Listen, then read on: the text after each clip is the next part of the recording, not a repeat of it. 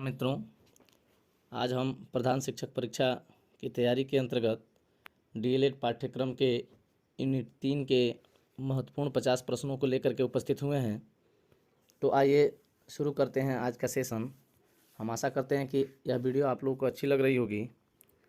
अगर अच्छा लग रहा है तो चैनल को शेयर करें, सब्सक्राइब करें और कमेंट ज़रूर करें ताकि मेरा मनोबल बढ़े और मैं और से अच्छा जो है कि आपके लिए कर सकूं। तो आइए शुरू करते हैं आज का सेशन। पहला प्रश्न है, विकास की प्रवृत्ति धनात्मक होती है कि ऋणात्मक होती है कि गुणात्मक होती है कि भावात्मक होती है। ध्यान देना है कि जो विकास की प्रवृत्ति होती है वो हमेशा गुणात्मक होती है, इसलिए इसका सही आंसर हो जाएगा ऑप्शन नंबर सी। अगला प्रश्न है, विकास प्रक्रिया तो जीवन पर्यंत चलती है कि बाल्यावस्था तक चलती है कि युवावस्था तक चलती है कि केवल बी और सी यानी कि बाल्यावस्था और युवावस्था। तो ध्यान देंगे, विकास की जो प्रक्रिया होती है वो जीवन पर्यंत चलने वाली प्रक्रिया है, तो ये ऑप्शन नंबर ए इसका सही हो जाएगा। अगला प्रश्न है, प्रत्येक व्यक्ति स्वयं में अद्वितीय होता है, उसकी अपनी वैयक्तिक शक्तियाँ होती हैं जो दूसरों से अलग करती हैं और इसी विशिष्टता के कारण वह अपने तरीके से विकसित होता है। यह कथन भ्रामक है, पूर्ण सत्य है, अंशतः सत्य है या पूर्णतः सत्य है। तो जो कहा गया है कि इसमें कि प्रत्येक व्यक्ति स्वयं में अद्वितीय होता है और अपनी वैयक्तिक शक्तियाँ होती हैं जो उसे दूसरों से अलग करती हैं और इसी विशिष्टता के कारण वह अपने तरीके से विकसित होता है, यह जो कि कथन है वह पूर्णतः सत्य है। इसका बी नंबर ऑप्शन हो जाएगा, पूर्णतः सत्य है। अगला प्रश्न है, विकास को प्रभावित करने वाले तत्व कौन है? पर्यावरण की वंशानुक्रम की ए बी दोनों और उपरोक्त में से कोई नहीं। तो इसका सही आंसर हो जाएगा ऑप्शन नंबर सी, उपरोक्त दोनों। क्योंकि जो विकास की प्रक्रिया होती है उसको पर्यावरण भी प्रभावित करता है और वंशानुक्रम भी, इसलिए ऑप्शन नंबर सी सही होगा, उपयुक्त दोनों। अगला प्रश्न, विकास का अर्थ परिवर्तन की उस उन्नतशील श्रृंखला से है जो एक निश्चित लक्ष्य की ओर अग्रसर होते हैं। यह कथन है किसका? शेरलॉक, हरलॉक, बोरलॉग और मेंटॉफ। तो इसका सही आंसर हो जाएगा ऑप्शन नंबर बी, हरलॉक। ये कथन जो है हरलॉक का है कि विकास का अर्थ परिवर्तन की उस उन्नतशील श्रृंखला से है जो एक निश्चित लक्ष्य की ओर अग्रसर होते हैं। अगला प्रश्न है, विकास की प्रक्रिया परिचालित होती है परिपक्वता द्वारा, पोषण द्वारा, ए और बी दोनों उपरोक्त में से कोई नहीं। तो इसका भी आंसर जो है कि ऑप्शन नंबर सी हो जाएगा। विकास की प्रक्रिया जो है परिपक्वता और पोषण द्वारा परिचालित होती है। अगला प्रश्न है, बाल विकास को प्रभावित करने वाले कारक हैं अंतःस्रावी ग्रंथियाँ, मानसिक योग्यता एवं यौन भिन्नता, पोषण तथा वातावरण एवं उपरोक्त सभी। तो इसका आंसर हो जाएगा उपरोक्त सभी।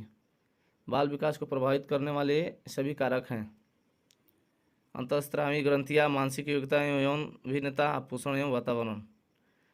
अगला प्रश्न है, निम्नलिखित कथनों में से कौन सा गलत है? लड़कियां शारीरिक रूप से लड़कों की अपेक्षा जल्दी विकसित होती हैं, लड़कियां अपेक्षाकृत शीघ्र परिपक्वता प्राप्त करती हैं, मानसिक रूप से लड़के लड़कियों की अपेक्षा पहले विकसित होते हैं, इनमें से कोई नहीं। तो इसका सही आंसर हो जाएगा ऑप्शन नंबर डी, इनमें से कोई जो है कि गलत नहीं है, ये सभी के सभी सही हैं। तो इसका आंसर हो जाएगा ऑप्शन नंबर डी, इनमें से कोई नहीं। अगला प्रश्न है, जो बालक संतुलित आहार लेते हैं उनका शारीरिक विकास उचित ढंग से होता है, मानसिक विकास उचित ढंग से होता है, शारीरिक और मानसिक दोनों विकास उचित ढंग से होता है, बौद्धिक विकास उचित ढंग से होता है।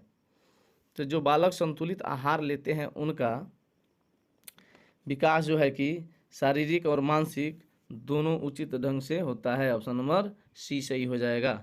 अगला प्रश्न है, संतुलित आहार में शामिल है, संतुलित आहार में क्या शामिल है? विटामिन और प्रोटीन, कि कैल्शियम और कार्बोहाइड्रेट, वसा और उपरोक्त सभी। तो इसका सही आंसर हो जाएगा उपरोक्त सभी, क्योंकि एक संतुलित आहार में विटामिन्स, प्रोटीन्स, कैल्शियम और कार्बोहाइड्रेट के साथ वसा भी शामिल रहता है। अगला प्रश्न है, पारिवारिक वातावरण में जो कारक व्यक्ति के विकास को प्रभावित करते हैं वे हैं घर में बच्चों की संख्या, शिक्षा का स्तर एवं शारीरिक संबंध, ए और बी दोनों, इनमें से कोई नहीं। तो इसका सही आंसर हो जाएगा ऑप्शन नंबर सी, ए और बी दोनों। अगला प्रश्न है, विद्यालय में यदि पक्षपात का वातावरण है तो इससे बालक का शैक्षणिक विकास अवरुद्ध होगा, कि इससे बालक का सर्वांगीण विकास होगा, कि इससे बालक में असुरक्षा की भावना आएगी, इसमें बालक का नैतिक विकास अवरुद्ध होगा। इसका सही आंसर हो जाएगा ऑप्शन नंबर ए, इससे बालक का जो है कि शैक्षिक विकास अवरुद्ध होगा। अगला प्रश्न है, विकास और समृद्धि दोनों एक दूसरे विकास एवं समृद्धि दोनों एक दूसरे के पर्यायवाची हैं, कि एक दूसरे के विलोमार्थक हैं, कि एक दूसरे से भिन्न हैं, या इनमें से कोई नहीं। तो इसका सही आंसर हो जाएगा ऑप्शन नंबर सी, विकास और समृद्धि एक दूसरे से भिन्न हैं। अगला प्रश्न है, निम्नलिखित में कौन सा कथन सही है? निम्नलिखित में कौन सा कथन सही है? समृद्धि जैविक परिवर्तन है, समृद्धि की प्रवृत्ति परिणात्मक है, समृद्धि एक विशिष्ट अवस्था तक ही घटित होती है, और उपरोक्त सभी। तो इसका सही आंसर हो जाएगा ऑप्शन नंबर डी, उपरोक्त सभी। अगला प्रश्न है, जोन्स ने विकास प्रक्रिया को डैश डैश चरणों में विभक्त किया है। यानी जोन्स ने विकास को कितने चरणों में विभक्त किया है? ऑप्शन दिया है 4, 5, 3 और 7। तो इसका सही आंसर हो जाएगा ऑप्शन नंबर सी, 3। जोन्स ने 3 चरणों में जो है कि विकास की प्रक्रिया को विभक्त किया है। अगला प्रश्न देखेंगे, वह मनोवैज्ञानिक जिसने विकास प्रक्रिया को 5 वर्गों में विभक्त किया है? Hesson, Johnson, Laski, Hurlock. तो विकास प्रक्रिया को 5 वर्गों में विभक्त करने वाला व्यक्ति कौन है मनोवैज्ञानिक? तो ऑप्शन दिया है हैसन, जॉनसन, लास्की और हरलॉक। तो इसका सही आंसर हार्लॉक हो जाएगा ऑप्शन नंबर डी। हरलॉक द्वारा विकास की प्रक्रिया को 5 वर्गों में विभक्त किया गया है। हरलॉक द्वारा विकास की प्रक्रिया का किया गया वर्गीकरण कौन सा है? ध्यान देंगे, हरलॉक ने विकास की प्रक्रिया का वर्गीकरण किया था। तो ऑप्शन में देखेंगे गर्भावस्था, नवजात अवस्था, शैशवावस्था, बाल्यावस्था एवं किशोरावस्था। दूसरा है गर्भावस्था, उसके बाद शैशवावस्था, बाल्यावस्था, किशोरावस्था और युवावस्था। तीसरा है गर्भावस्था के बाद बाल्यावस्था, किशोरावस्था, युवावस्था और प्रौढ़ावस्था। चौथा है गर्भावस्था, नवजात अवस्था, शैशवावस्था, किशोरावस्था, प्रौढ़ावस्था। तो सबसे पहले जो है होता है गर्भावस्था। तो गर्भावस्था तो सब में है। उसके बाद नवजात अवस्था होता है। तो नवजात अवस्था में देखेंगे एक ऑप्शन नंबर ए में है और एक डी में है। नवजात अवस्था के बाद होता है शैशवावस्था। तो ऑप्शन नंबर ए में भी शैशवावस्था है और ऑप्शन नंबर डी में भी शैशवावस्था है। शैशवावस्था के बाद होता है बाल्यावस्था। तो बाल्यावस्था ऑप्शन नंबर ए में है लेकिन डी में नहीं है। तो ये डी गलत हो जाएगा, डी यानी कि ऑप्शन नंबर ए सही होगा। बाल्यावस्था और एवं किशोरावस्था, यही जो 5 वर्गीकरण हैं वो हरलॉक द्वारा किया गया था। अगला प्रश्न देखेंगे, विकास के मुख्यतः कितने पक्ष होते हैं? 5, 6, 4 और 7। इसका सही आंसर हो जाएगा ऑप्शन नंबर बी, विकास के 6 पक्ष होते हैं। अगला प्रश्न देखेंगे, जब बालक अपने आसपास मौजूद व्यक्तियों के साथ संबंध स्थापित करने की क्षमता प्राप्त कर लेता है तो कहा जाता है कि उसका सामाजिक विकास हो रहा है, कि संवेगात्मक विकास हो रहा है, सामाजिक और संवेगात्मक विकास हो रहा है, भाषिक विकास हो रहा है। तो इसका सही आंसर ऑप्शन नंबर सी हो जाएगा, सामाजिक और संवेगात्मक विकास हो रहा है। अगला प्रश्न है, वे जैविक अभिलक्षण जो गुणसूत्रों के माध्यम से माता पिता से बच्चों में हस्तांतरित होते हैं।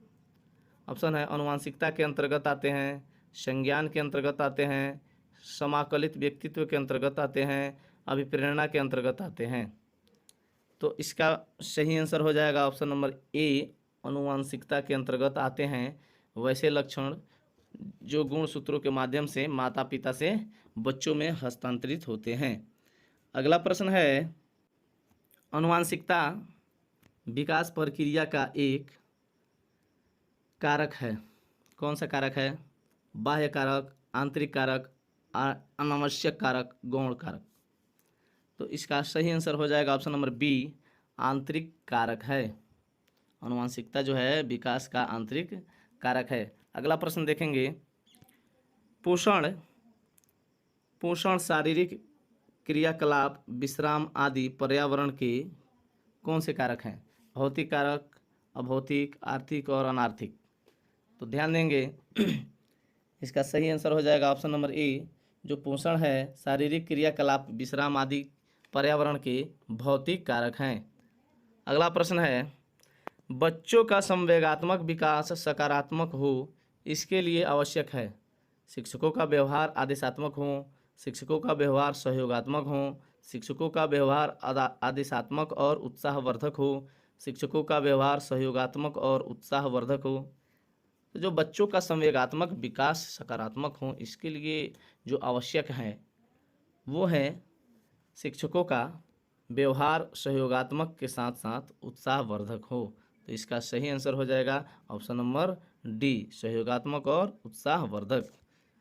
अगला प्रश्न है, यदि बच्चे को अन्य बच्चों के साथ मिलने जुलने या खेलने नहीं दिया जाएगा तो वह पूरा ध्यान अपनी पढ़ाई में लगाएगा, वह सदैव उदास रहेगा, उसका समाजीकरण सही ढंग से नहीं हो पाएगा, उसका स्वास्थ्य ठीक नहीं रहेगा। तो इसका सही आंसर ऑप्शन नंबर सी हो जाएगा कि यह एकदम कंफर्म है कि उसका जो समाजीकरण है वो सही ढंग से नहीं हो पाएगा। इसलिए बच्चे को अन्य बच्चों के साथ मिलने जुलने या खेलने से मना नहीं करना चाहिए, पाबंदी नहीं लगानी चाहिए। हालांकि अगर वो अधिक खेल रहा है, अधिक घूम रहा है तो उस पर हम ध्यान दे सकते हैं, मना नहीं कर सकते। अगला प्रश्न है, नवजात शिशु के संबंध में कौन सा कथन गलत है?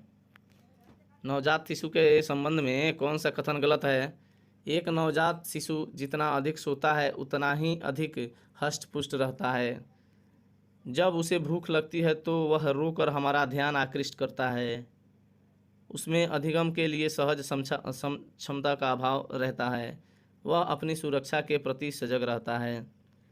तो इसका जो सही आंसर होगा ऑप्शन नंबर सी हो जाएगा कि उसमें अधिगम के लिए सहज क्षमता का अभाव रहता है। यही एक गलत जो है कि ऑप्शन है, बाकी सभी सही हैं। अगला प्रश्न देखेंगे, जब बच्चा लिखने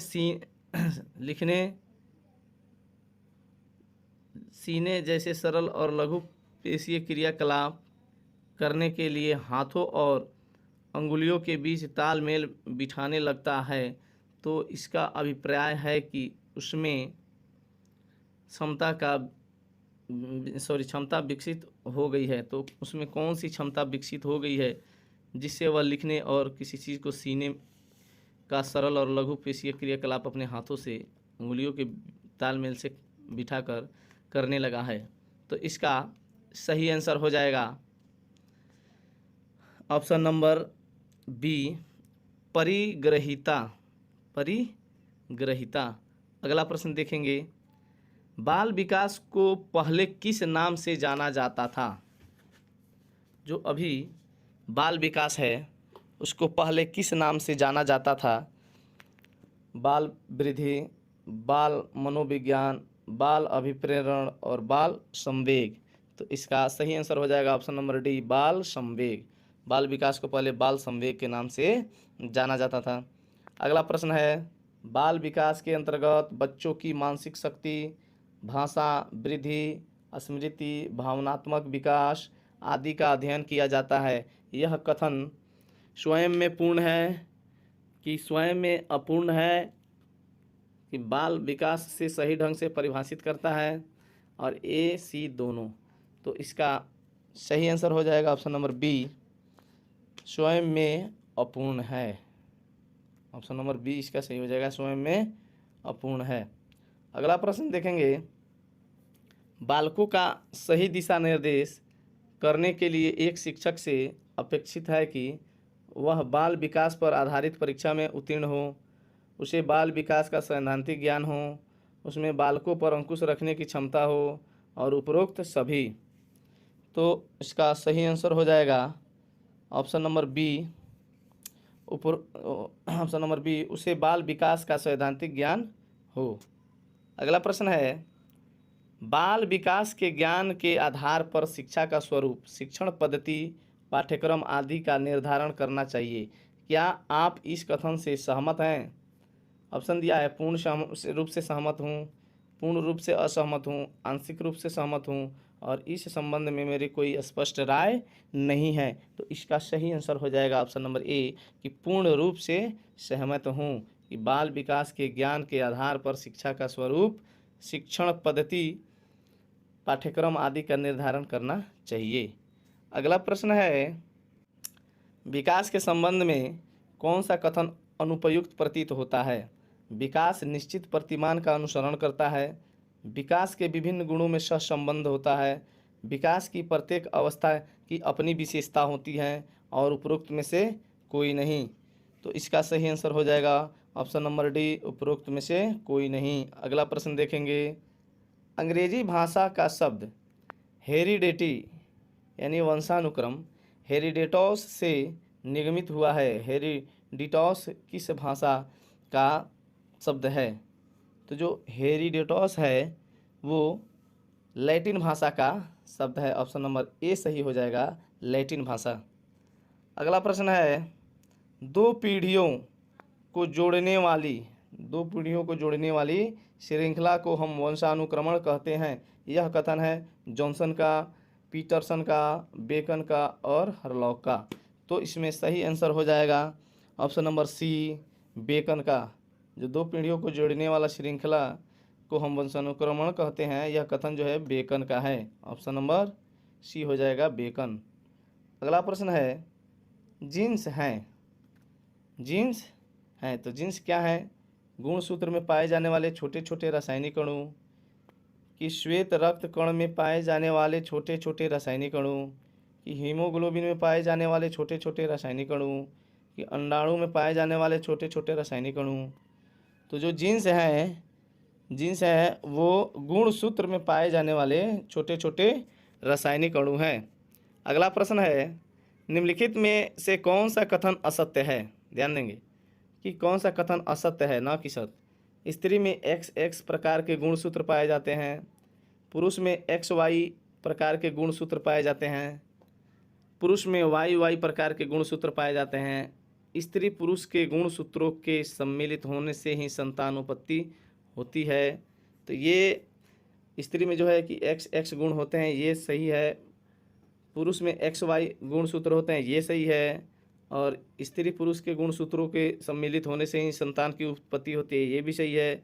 और पुरुष में YY प्रकार के गुणसूत्र होते हैं, ये गलत है। तो इसका ऑप्शन नंबर सी गलत हो जाएगा, कि पुरुष में YY प्रकार के गुणसूत्र पाए जाते हैं, ये बिल्कुल गलत है। अगला प्रश्न है, संतान के लिंग निर्धारण में मुख्य भूमिका है। संतान के लिंग निर्धारण में मुख्य भूमिका किसकी होती है? स्त्री निभाती है, पुरुष निभाता है। स्त्री पुरुष दोनों ही समान भूमिका निभाते हैं। यह सब ईश्वर की इच्छा पर निर्भर करता है। तो इसका सही आंसर हो जाएगा ऑप्शन नंबर बी, कि मुख्य भूमिका जो है वो पुरुष निभाता है। अगला प्रश्न है, बाल विकास का सर्वाधिक उचित वर्गीकरण है। शारीरिक तथा गतिक विकास, संज्ञानात्मक विकास, शैक्षणिक विकास एवं सामाजिक विकास। ऑप्शन नंबर बी है, शारीरिक विकास, संज्ञानात्मक विकास, शैक्षणिक विकास, सामाजिक विकास एवं मनोवैज्ञानिक विकास। ऑप्शन नंबर सी है, शारीरिक विकास, गतिक विकास, संज्ञानात्मक विकास, शैक्षणिक विकास, सामाजिक विकास एवं मनोवैज्ञानिक विकास। ऑप्शन नंबर डी है शारीरिक एवं संज्ञानात्मक विकास, गतिक विकास, शैक्षणिक विकास, सामाजिक विकास और मनोवैज्ञानिक विकास। तो इसका सही आंसर हो जाएगा ऑप्शन नंबर सी कि शारीरिक एवं गतिक विकास, संज्ञानात्मक विकास, शैक्षणिक विकास एवं सामाजिक विकास एवं मनोवैज्ञानिक विकास। चलिए अगला प्रश्न देखेंगे। प्राथमिक विद्यालय के बच्चों के उचित शारीरिक एवं गत्यात्मक विकास के लिए आप क्या सुझाव देंगे? बच्चों के लिए खेल के साथ सामान उपलब्ध होने चाहिए, विद्यालय में समय समय पर खेल प्रतियोगिता का आयोजन किया जाना चाहिए, शारीरिक व्यायाम नियमित रूप से करवाना चाहिए और उपरोक्त सभी। तो इसका सही आंसर हो जाएगा ऑप्शन नंबर डी उपरोक्त सभी। प्राथमिक विद्यालय में बच्चों को उचित एवं शारीरिक गत्यात्मक विकास के लिए उपयुक्त सभी जो है कि सुझाव हैं सही। अगला प्रश्न देखेंगे। संज्ञानात्मक विकास में बच्चा अपने पर्यावरण के साथ अंतःक्रिया करता है, बच्चा अपने संबंधियों के साथ अंतःक्रिया करता है, बच्चा अपने मित्रों के साथ अंतःक्रिया करता है, बच्चा अपने वातावरण के साथ अंतःक्रिया करता है। तो इसका सही आंसर हो जाएगा ऑप्शन नंबर ए। बच्चा जो है संज्ञानात्मक विकास में बच्चा अपने पर्यावरण के साथ अंतःक्रिया करता है। तो इसका सही आंसर ऑप्शन नंबर ए हो जाएगा। अगला प्रश्न है। मनुष्य अपने जन्म से ही पर्यावरण के प्रति जो भी शारीरिक एवं मानसिक उपागम करता है अंतःक्रिया कहलाती है। यह कथन किसका है? बेकन का, कि रूथ बेनेडिक्स का, पियाजे का या पीटरसन का? तो मनुष्य अपने जन्म से ही पर्यावरण के प्रति जो भी शारीरिक एवं मानसिक उपागम करता है, यह कथन जो है पियाजे का है। ऑप्शन नंबर सी सही हो जाएगा। अंतःक्रिया की जो परिभाषा है, यह परिभाषा पियाजे के द्वारा दी गई थी। ऑप्शन नंबर सी सही हो जाएगा। अगला प्रश्न है कि संज्ञानात्मक विकास के लिए क्या करना है? शारीरिक क्रियाकलाप महत्वपूर्ण होते हैं कि मानसिक क्रियाकलाप महत्वपूर्ण होते हैं, कि शारीरिक एवं मानसिक क्रियाकलाप महत्वपूर्ण होते हैं, या उपरोक्त में से कोई नहीं? तो इसका सही आंसर हो जाएगा ऑप्शन नंबर सी, शारीरिक एवं मानसिक क्रियाकलाप महत्वपूर्ण होते हैं। अगला प्रश्न है। जब बच्चा पर्यावरण संबंधी जानकारी की पुनर्संरचना और पुनर्व्याख्या करता है तो इस प्रक्रिया में कितनी मानसिक प्रक्रियाएं शामिल होती हैं? 2 कि 3 कि 4 कि 5? देखिए, जब बच्चा पर्यावरण संबंधी जानकारी की पुनर्संरचना और पुनर्व्याख्या करता है तो इस प्रक्रिया में कितनी मानसिक प्रक्रियाएं शामिल होती हैं? तो इसका सही आंसर हो जाएगा ऑप्शन नंबर ए 2 प्रकार की जो है कि मानसिक क्रियाएं शामिल होती हैं। अगला प्रश्न है। आत्मसात्करण वह मानसिक प्रक्रिया है जिसमें बच्चा पुरानी वस्तुओं और विचारों की स्मृति संजो कर रखता है। बच्चा अपनी वर्तमान क्षमताओं की सहायता से नई वस्तुओं और विचारों को समझने का प्रयास करता है। ए और बी दोनों और उपरोक्त में से कोई नहीं। तो इसका सही आंसर हो जाएगा ऑप्शन नंबर बी कि बच्चा जो है अपनी वर्तमान क्षमताओं की सहायता से नई वस्तुओं और विचारों को समझने का प्रयास करता है, आत्मसात्करण करता है। अगला प्रश्न है। आत्मसात्करण को ही डैश भी कहते हैं। क्या कहते हैं? सामंजन, समायोजन, स्वांगीकरण और व्यक्तिकरण। तो इसका सही आंसर हो जाएगा ऑप्शन नंबर बी जो है कि स्वांगीकरण। आत्मसात्करण को ही स्वांगीकरण कहते हैं। ऑप्शन नंबर बी सही हो जाएगा। अगला प्रश्न देखते हैं। नए विचारों पदार्थों को समझने के लिए वर्तमान बोध में परिवर्तन करने की योग्यता ही डैश कहलाती है। यानी आत्मसात्करण, अभिव्यंजन, सामंजन और स्वांगीकरण। तो नए विचारों पदार्थों को समझने के लिए वर्तमान बोध में परिवर्तन करना ही आत्मसात्करण कहलाती है। तो नहीं, आत्मसात्करण नहीं, समंजन कहलाती है। यहाँ सिर्फ वर्तमान बोध में परिवर्तन करने की योग्यता कह रहा है, न कि उसको जो है कि स्वांगीकरण करने के लिए कह रहा है। तो ये इसका हो जाएगा ऑप्शन नंबर सी, समंजन। समंजन कहलाती है। अगला प्रश्न है, निम्नलिखित में कौन सा कथन सही है? निम्नलिखित में कौन सा कथन सही है? हम कथनों को देखेंगे सबसे पहले कि कथन क्या क्या है। कि आरंभ में जो है कि बच्चे जो भी क्षमताएं होती है उन्हीं के माध्यम से पर्यावरण को समझने का प्रयास करता है। कि आरंभ में बच्चे जो भी क्षमताएं होती है उन्हीं के माध्यम से पर्यावरण को समझने का प्रयास करता है और वह आत्मसत्करण कर रहा है। तो जो प्रयास कर रहा है, उसको समझने का जो प्रयास कर रहा है वो आत्मसत्करण है। तो जो समझ रहा है, समझने का प्रयास कर रहा है, आत्मसात्करण है। इसका मतलब कि ऑप्शन नंबर बी ही सही हो जाएगा कि आरंभ में जो बच्चे की जो क्षमताएं होती है उन्हीं के माध्यम से वो पर्यावरण को समझने का प्रयास करता है और वह आत्मसात्करण कर रहा है। ऑप्शन नंबर बी सही हो जाएगा। अगला प्रश्न है, संवेदी गत्यात्मक अवस्था कब तक रहती है? जन्म से लेकर 4 वर्षों तक, जन्म से लेकर 5 वर्षों तक, जन्म से लेकर 2 वर्षों तक, जन्म से लेकर 3 वर्षों तक। तो जो इसका सही आंसर हो जाएगा ऑप्शन नंबर सी, जन्म से लेकर 2 वर्षों तक। अगला प्रश्न है, संवेदी गत्यात्मक अवस्था के महत्वपूर्ण अभिलक्षण हैं। इस अवस्था में बच्चा अपने सरल पेशीय क्रियाओं का समन्वय करना सीखता है। बच्चा अपनी शारीरिक क्रियाओं का समायोजन पर्यावरण से मिलने वाले प्रात्यक्षिक संकेतों के साथ करने की क्षमता प्राप्त करता है। बच्चे को यह बोध होने लगता है कि पर्यावरण में जो भी पदार्थ उपलब्ध हैं उसमें अस्थायित्व का गुण निहित है और उपरोक्त सभी। तो इसका सही आंसर हो जाएगा ऑप्शन नंबर डी, उपरोक्त सभी। अगला प्रश्न है, संज्ञानात्मक विकास की अवस्था में बच्चे कौन सी योग्यताएं विकसित होती हैं? संज्ञानात्मक विकास की अवस्था में बच्चे में कौन सी योग्यताएं विकसित होती हैं? तो ऑप्शन देखेंगे कि अवधान, प्रत्याक्षण, चिंतन एवं समस्या का समाधान। प्रत्याक्षण, स्मृति, चिंतन एवं समस्या समाधान। अवधान, प्रत्याक्षण, स्फुरण, चिंतन एवं समस्या समाधान।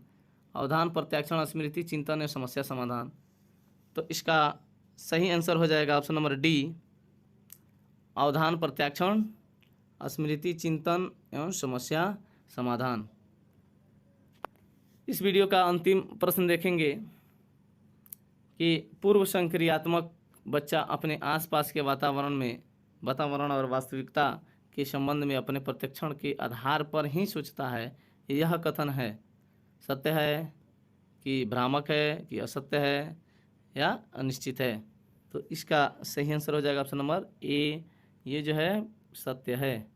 तो आज का सीरीज हम यहीं समाप्त करते हैं। महत्वपूर्ण 50 प्रश्नों का हमने रिवीजन कराया यूनिट 3 के तहत। शेष प्रश्नों को लेकर के हम आगे उपस्थित होंगे। तब तक के लिए जय हिंद। चैनल को सब्सक्राइब करें और कोई त्रुटि हो रही है तो कमेंट करें, हमें अच्छा लगता है। अगर हमारी कमियों को कोई बता रहा है तो हम उसमें सुधार करेंगे। तो चलिए, तब तक के लिए जय हिंद। फिर से बोलूँगा कि चैनल को सब्सक्राइब ज़रूर करें ताकि हमारा नोटिफिकेशन सबसे पहले आपके पास पहुँचे।